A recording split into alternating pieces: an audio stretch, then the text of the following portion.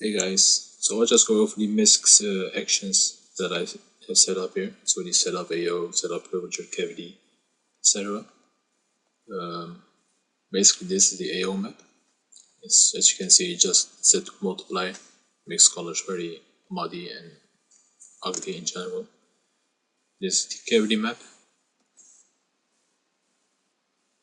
for bits and peaks and that stuff.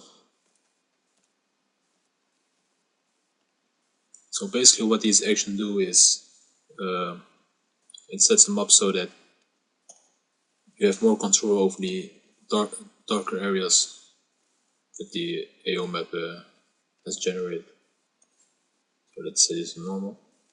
Simply clicking on setup AO.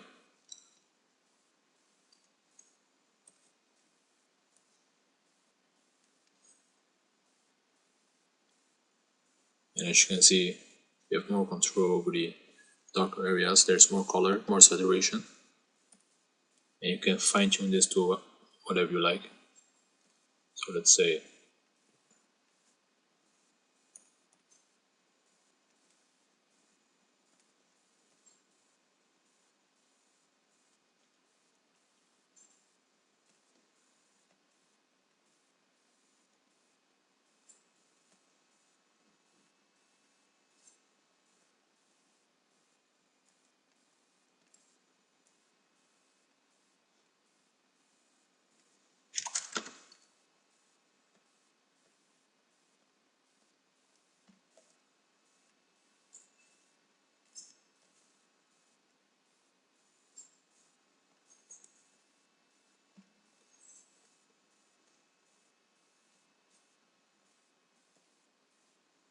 that's basically it for the AO maps.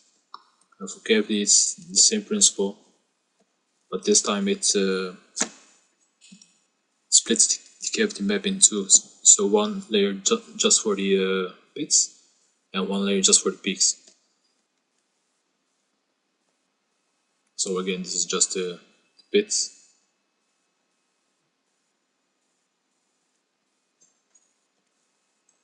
Sec. Something like yeah. I didn't do it properly. So you need to make sure it's set to normal first, and then you apply the action. So this one's basically the same as the AO. Now we do the same, but this time for the peaks.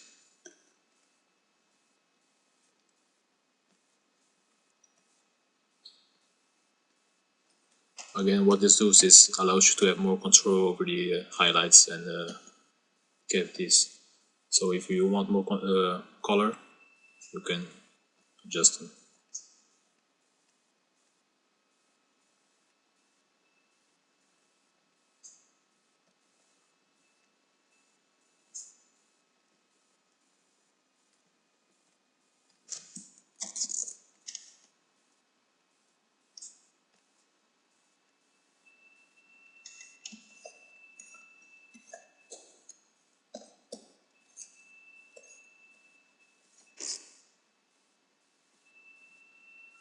So yeah, that's basically it. Now I'll show you what it would have looked like with just the standard AO overlays and cavity. So let's set this to multiply, this one to overlay.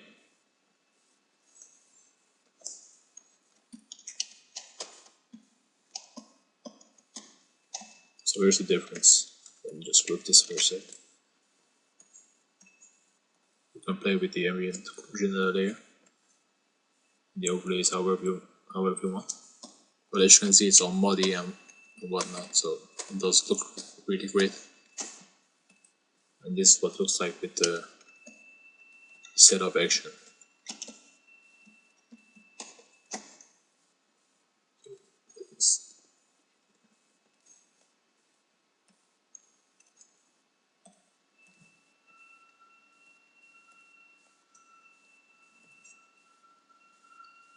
So again, this is with the standard AO overlays, and this is with the actions that I set up. Alright, since it has been a while since I've set this up manually. I'll have to think about how I actually did it, but I'll show you how what the action does precisely. So with the AO, let's see. Basically what I do is I make a mask.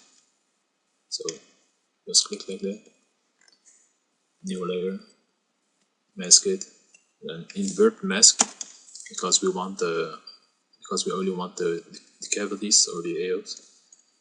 And the key here is that we use a solid gray color, so 50% gray instead of black. So as you can see, right now only the AO is affected. So now what this gray color does is it enables us to have more saturation in the darker areas. So for example, instead of the color burn, as you can see, the saturation has gone up. Now just duplicate it, linear burn, duplicate it again, multiply, and then we adjust the opacity.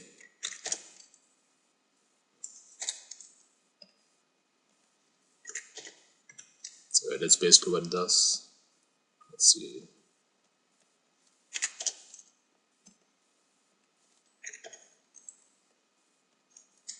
And then it groups the layers together.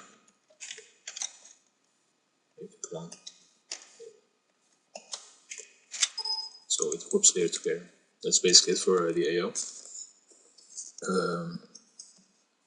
The cavity is basically the same setup as the AO, but instead it splits.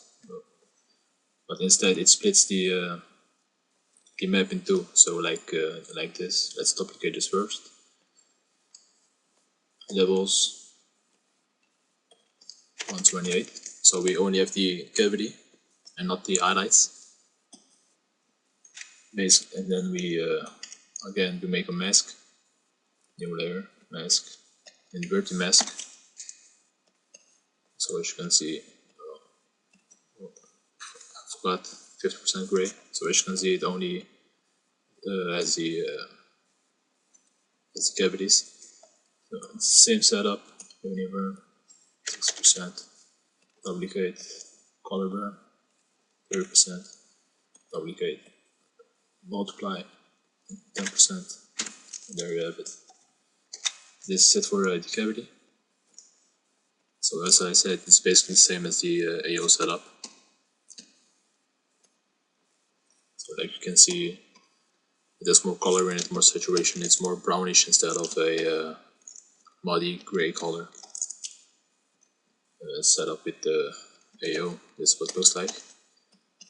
And the curvature edges is also pretty much the same, but instead of multiplying and color dodging, it's linear dodge and screen and that stuff. So let's do that also. Let's duplicate this. Levels. This time we inverse the levels, so we only have the highlights. And same stuff. We make a mask, new layer, mask, fill it with 50% gray. So like you can see, only the highlights. And then we do the same. Linear dodge, 6%, duplicate, color dodge, 30, multiply, then, and we group it again. So we have the edges with more color saturation.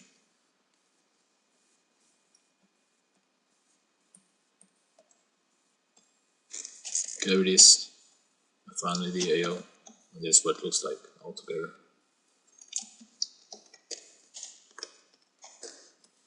So yeah, there we have it.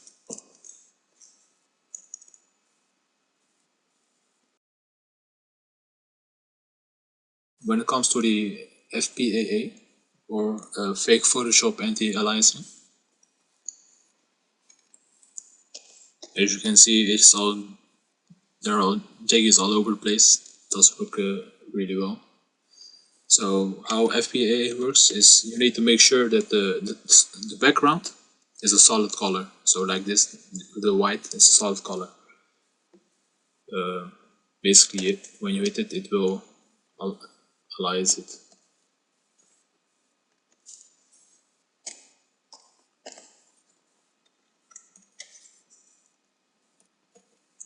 So this is the alias version, and this is the jaggy version.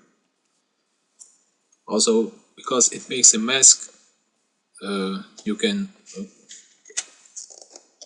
modify the edge however you like it. So if you're not satisfied, you can just go over it and paint it yourself to make it more smooth, like this. So yeah. Also the FPA control basically is the same, but allows you to have more control over how the effect works. So, for example, you can have a sharper edge or a more blurry one. So yeah, this is the one with more control, and this is the standard one. So yeah, basically that's it.